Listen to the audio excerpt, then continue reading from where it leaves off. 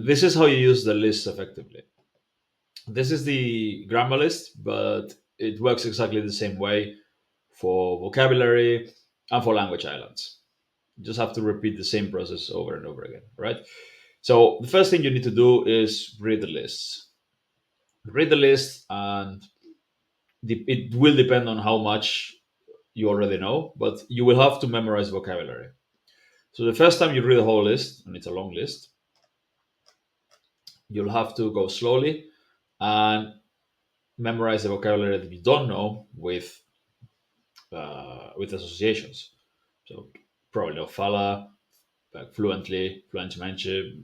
That's easy because it sounds similar, right? But then there are like cans, that's dogs, for example. So you have to think of something that sounds like that in English, and you create a mental image with it. Sounds like can, like it actually comes from Latin from can, cane. Well, I mean, my Latin's not very good, but yeah. Uh, but in English sounds like can, yeah, like a can of cola or something. So you can visualize a dog biting a can, for example, and just close your eyes and actually visualize it. You have to see it. I know this is very hard for some people who don't have much creativity, but the more you practice, the better you get at this.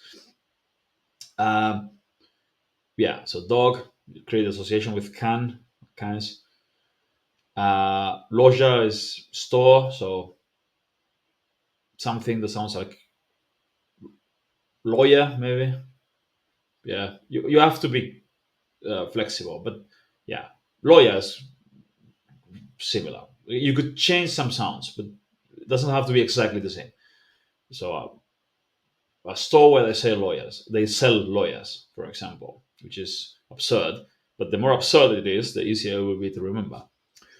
Um, Birds, pájaros. Again, super easy for me because it sounds like pájaros in Spanish. For an English speaker, this is a completely different word, so you have to associate it. Uh, Cantam, again, to sing, very similar to Spanish. Portuguese is very easy for a Spanish speaker. But for an English speaker, cantar is not, it means nothing, right? Until you learn it. So you have to associate this with sing. Again, this also sounds like can. So you can visualize some cans while singing. Some beer cans while singing. It sounds stupid, absurd. But if you can visualize it, you will not forget it all that easily. Pájaros, birds, something like pass. If it's a longer word, you can break it up into words. Then find two things that sound like that, and then create the mental image. And you keep doing. And I recommend grabbing a little, yeah, keeping track. Actually, writing down how many. You make a little notch, and you keep track of how many of them you basically a language log and how many associations you can do per day, and try to beat your number from the previous day, because if you keep track, you'll get much better at it, and you'll go from 10 a day to 30 a day to 100 a day. Yeah, you just keep going. You do it with the whole thing. This is going to be slow at first, but if you're also listening to the audio files, you'll and you've been memorizing the vocab, you'll notice that you can understand a lot of the audio files. Um, and by understanding the sentences, you learn the vocab. You learn the vocab and the grammar. I mean the grammar. You learn both. This is all the grammar in the language.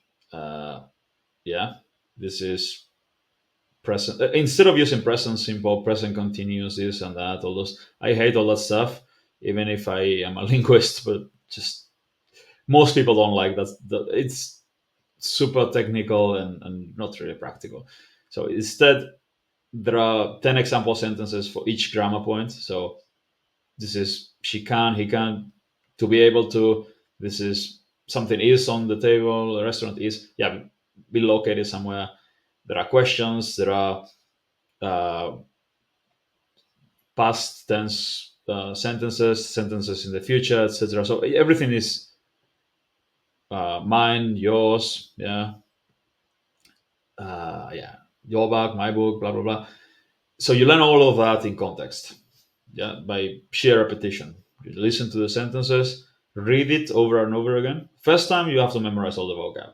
Second time, third time you won't need to because you remember a lot, especially if you've been listening to it.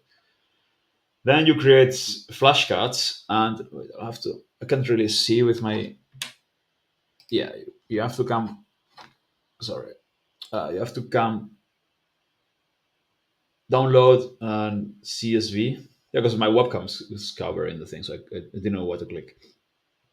Click here, you download it, and you import it to Anki, and you can create flashcards.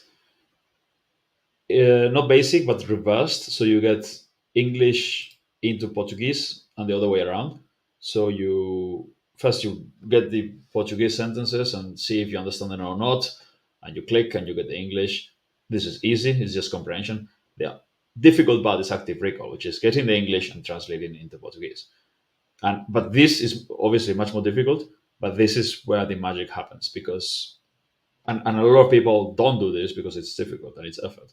But it's the best exercise according to all sorts of science uh, to get good at skills, at any kind of skill. Yeah, to learning at least. You get the sentence in English and you try to translate aloud. So you're developing. You're not only thinking in the language, but trying to, by forcing yourself to think in the language. You're also developing muscle memory by saying things aloud. So she speaks Spanish fluently. Ela fala espanhol fluentemente. Yeah, my accents got way more Brazilian these days because of jiu-jitsu. Used to sound way more Portuguese. Yeah. Ela fala espanhol fluent. Ela fala espanhol fluentemente. Fluentemente. Okay, I got it right. Cats like milk. Gatos gostam de leite. Gatos gostam de leite. And if you say it wrong, you repeat it correctly aloud. So this way you are forcing yourself to think in the language. So you practice and you working on that skill. Then you working on your muscle memory, so your ability to say speaking complete sentences. This is important because if you just repeat words aloud, then it'll be very awkward to say a whole sentence. You'll have to stop and you have to you'll hesitate and it'll be very yeah it'll be very weird and awkward and robotic. So this will help you speak in complete sentences. Gatos gostam later, and then if you said it wrong, you get immediate feedback and you repeat it again correctly. Gatos gostam later. If you've been listening to the audio files over and over again, your pronunciation during this exercise will be pretty good. And by repeating the complete sentence aloud, you work in your muscle memory. Your mouth needs to get used to saying thousands of Portuguese sentences aloud. Again, complete sentences. It's better to read the sentence and then you say it. Elas moram numa casa grande instead of elas moram em una casa grande because that's very weird. A lot of people read aloud like that. People who are not used to reading aloud. It's better to first read and understand and then say it as you would in a conversation. That way, you get used to saying the sentences with a natural tone. Yeah, chove muito no inverno instead of chove muito no inverno. If you speak in complete sentences with connected speech, yeah, instead of sounding like this, you sound like this. Yeah, that's the difference. That's key to sound more fluent. And that's it. That's basically all you need to do. This is for the grammar, but then you can do the same thing for the vocabulary lists and for your own language islands. You write them and you learn them. Exactly this exact same process. So do it with the grammar first, then basic vocab and your language islands. In fact, always keep adding more stuff to the language islands because it's the most efficient way to improve your speaking skills. Um, and then finally, the really long vocabulary lists with basically all the vocabulary you need to be fluent. And if you also listen to Portuguese regularly, you'll soon understand and speak very well.